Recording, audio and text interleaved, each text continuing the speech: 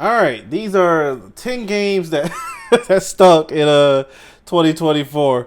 This is by sorry, you can't see it. GamerX. I like their channel.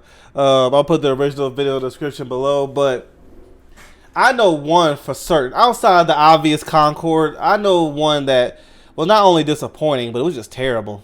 Two of them actually, and that was Star Wars Outlaws. I was hoping the best for that game when their first trailer ever came out, and highly disappointed. And the game was garbage. And then secondly was Skull and Bones.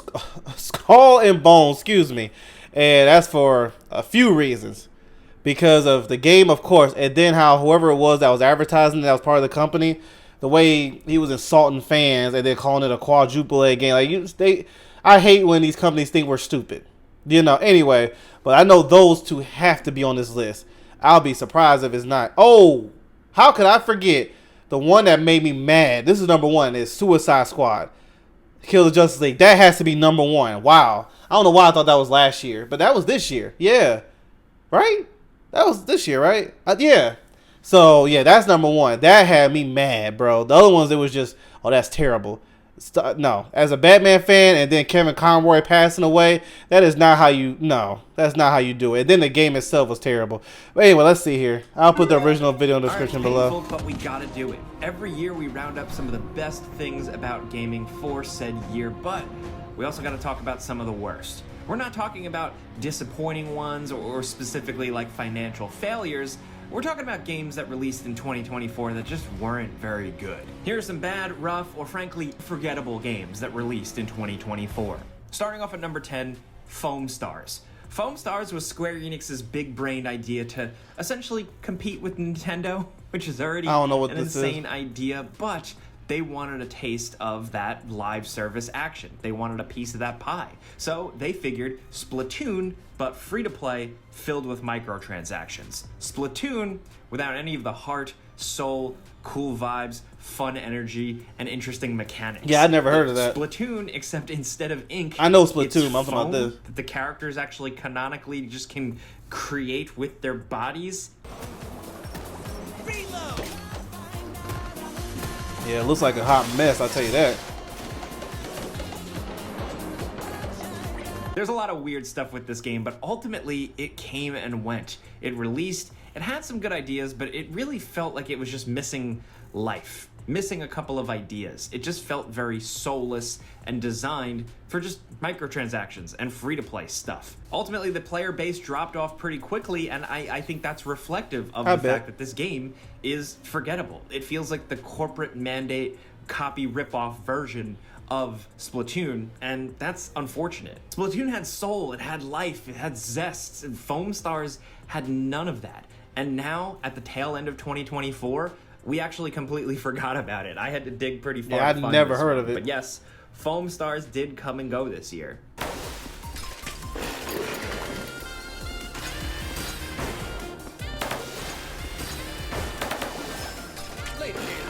Next, over at number 9, this is an obvious one, just to get it out of the way. Suicide Squad, Kill the Justice League. Number 9? That should be number 1. We talk about that, like, performed below expectations or were financial failures, like Star Wars Outlaws or Concord. But Suicide Squad really was painful because not only was it like a pivot to live service gaming that some players just didn't want. A lot of players. I just kind of felt like such a slap in the face to Batman. Thank you for mentioning that. It was just not worth it here. I feel like we've talked this one to death, honestly, and at this point, looking back, at the very least, the developers stuck with it and supported it and gave it some content throughout the year. I mean, they're putting Deathstroke in the game.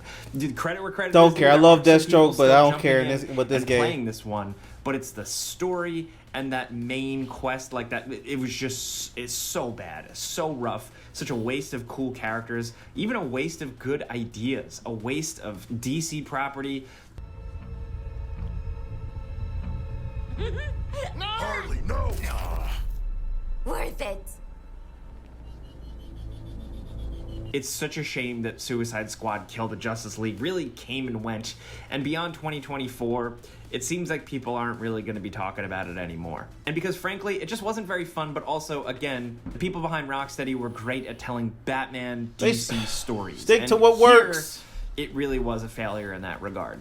That shoe's on the other bad foot, ain't it? And you could have done the Suicide Squad. It actually could have worked if they did it right. Really I'm not saying they can't explore Next at different number things, 8, but we have know South your Park audience. Snow Day. What was this? Don't- Was this like them trying to Wait, go what? for like Nintendo 6? But yeah, don't like this whole you're gonna kill the character that made you a lot of money. If anything, have a storyline where Batman helps the Suicide Squad, but what? And then the whole thing, they could have, but it really showed that this game was more focused on their live service than anything. That story and all this other stuff was in the back end. But I'm not gonna go into that. But yeah, it was a lot of that microtransactional stuff. Hey, let me move on. I've released all my frustration with this game. I'm glad we're moving on from it. But disrespecting Batman, though, that is a complete no. Next at number 8, we have South Park Snow Day. What was this? Was this like them trying to go for like Nintendo 64 South Park nostalgia? I don't know about but this game. I knew Snow about Day the was other just a South Park weird game that was man. a This is little like a old 3D now. co-op battler where all the kids from your favorite comedy show are thrown into snowball battles. There's a story, you're fighting against other kids. There was a lot of creativity to like the weapons and just like how you would essentially brawl and cause chaos through these levels.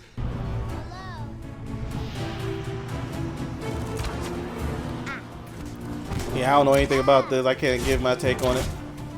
It was really like kind of like melee, some range stuff. I like but South Park. I really just don't the know about this combat game. was not fun. The game only had a few levels, and then also it had that really off-putting 3D visual style. I feel like it's hard to go back to something like this after we got South Park: The Fractured But Whole. Yeah, where see, they I know about that. Really nailed the animation style. We didn't need a 3D co-op arena brawler thing from the South Park world. But Yeah, why didn't they just stick to what worked? Spammy, it was unfulfilling. I don't know what is it with these companies that unsatisfying. go It was against also what works. Super short, and a lot of people were really pissed. They So bought you here this to at make full money or price. not? Look, I'm glad that it had the feel and the jokes and the comedy of South Park, but frankly, it really seems like it had nothing else and was a waste of people's time.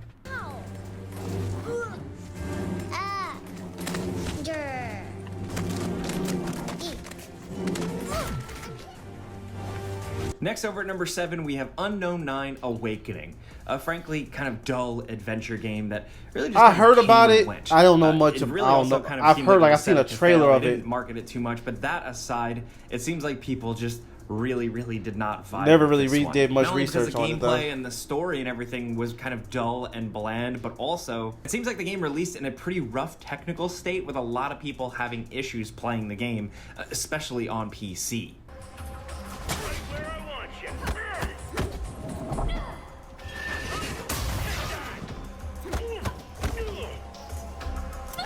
But I think the biggest problem also is that this is based on like an existing universe. So the people fans of that franchise, unfortunately, all they got was this boring game. Did you know that this was based on something bigger than just this game? I certainly didn't. No, Did you I know didn't know this at game all. even released? Maybe you didn't, but yeah, let's move on.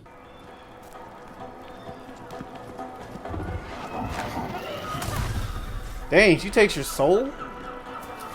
Next at number 6, we have Die by the Blade, a game that just has a really cool idea, but unfortunately bad execution. It's a weapon-based fighter. It's 1 versus 1, like one-on-one tight combat. It's That's all what that about person was. All right. swordsmanship, Somebody weapon told me skill, about and this guy. I never essentially looked it you up. killing your I enemy in, forgot like, to. one Okay, hit. this So is what it it's is. supposed to be sweaty, intense. Other games have gone for this type of combat, but Die by the Blade looked cool. Unfortunately, though, it's no Bushido blade. It's no like physics-based fighter or anything like that. It's just really clunky and awkward and just feels old and dated. I say it looks doesn't old. It's look like, that's very next good, gen? And this combat needed nuance, but unfortunately, it just felt like it ran on a Look at Steam that steel. pretty Oh my quickly. goodness, that You looked get pretty bad. bored and you move on. That's even if you were lucky enough to even get in some multiplayer matches, because that wasn't working too much as well. Look, it seems like some people did like this if you go through some reviews and Steam reviews and stuff like that. But that's what it ultimately, was. Okay. This game Somebody was did tell me rough, about to this. say Guys the never least. put the time Next in over to number look it 5, up. we have Taxi Life, a city driving simulator. This game, look, all things aside, I think playing as a taxi driver is just a boring idea for a game, unless it's like taxi driving in Grand Theft Auto or taxi driving in Crazy Taxi, which is regular old following the rules, boring taxi. Look, there are simulator games for every type of person. This one just is not for me. I was about to say there's a lot of people who would like. I would think it would be a lot of people who like it, so they like Farm Simulator, the airplane really one, I mean, other stuff like that. But I guess the taxi game was kind of pushing it, especially with these kind of graphics. This is like a PS3. I tried this, I found it straight up boring. So again, this is all subjective. Some people want this type of thing. They want to escape in this game. But like, it just felt really half-baked for everything. The NPCs, the way the streets I'm about to say, the guy didn't even react to the crash. At least in a really, really beat-up technical state with a lot of people having issues running the game.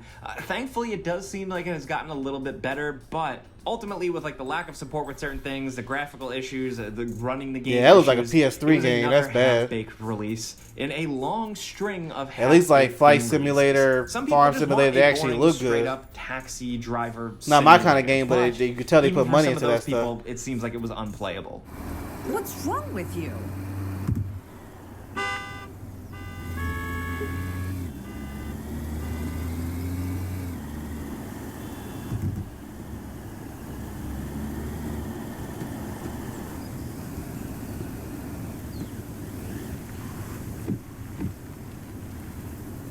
See ya. Not that I ever want to see you again.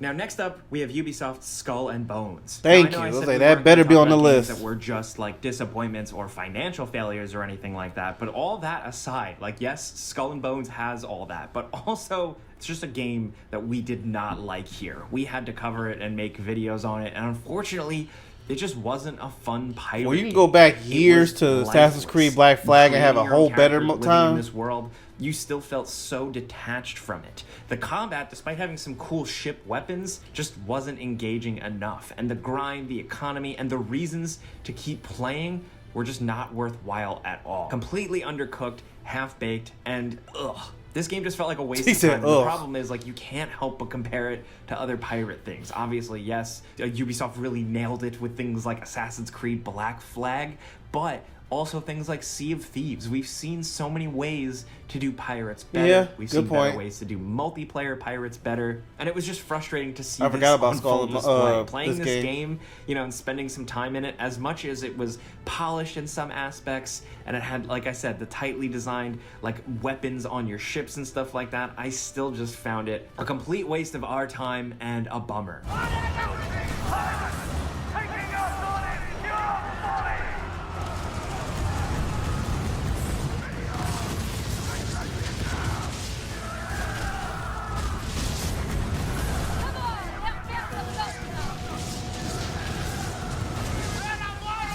Glad we're moving on from that game too.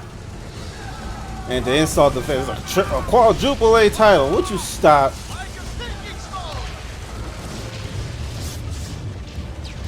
I think that was around the time too. Somebody, I think from Ubisoft, I believe it was somebody from Ubisoft, but I'll say allegedly. But someone in the gaming industry who said around this time too, you should be used to not owning your games.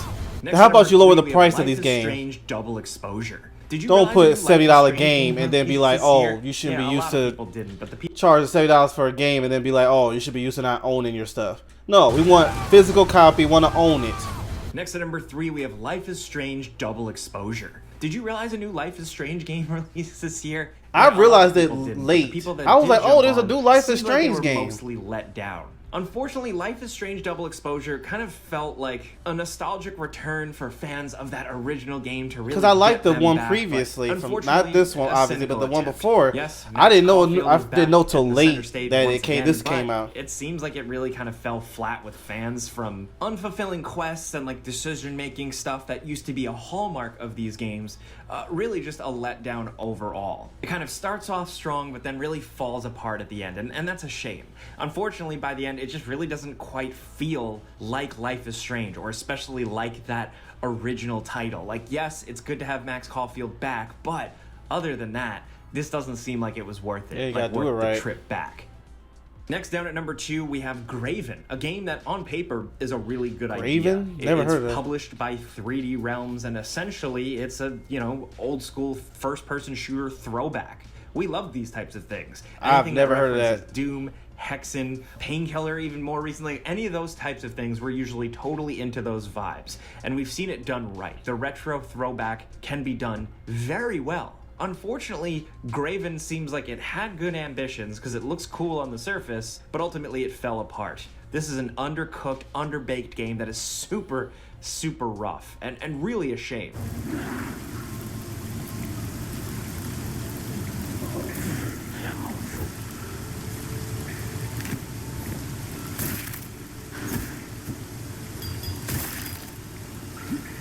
I don't know what happened here, like if it was like they ran out of budget or ran out of time, but the game has tons of bugs and weird issues. A lot of players really took issue with a save system that like barely worked, nearly non-existent, and just bland, boring objectives. The combat, the challenge, all that stuff there is engaging, but unfortunately this game just really, really didn't have the legs to stand on. And that's a shame, because this could have been something cool. As a fan of Dusk and all those types of boomer shooters, Graven had potential. Maybe the developers can still turn it around, but unfortunately, the main release was a letdown. This is not like a return to form to Heretic or something like some people were hoping for.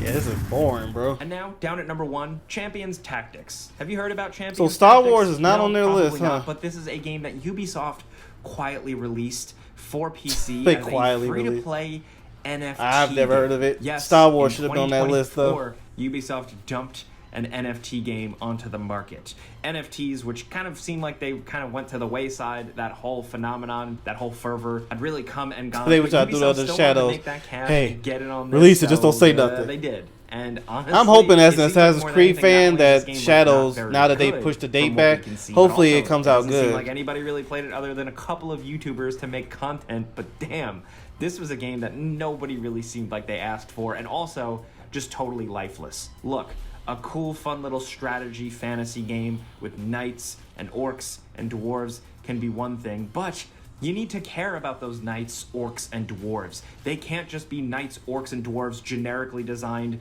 to sell NFT nonsense. It's such a shame.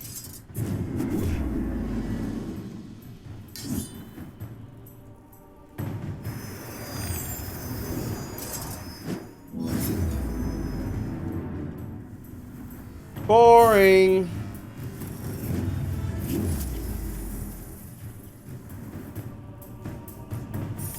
Move on. Boring.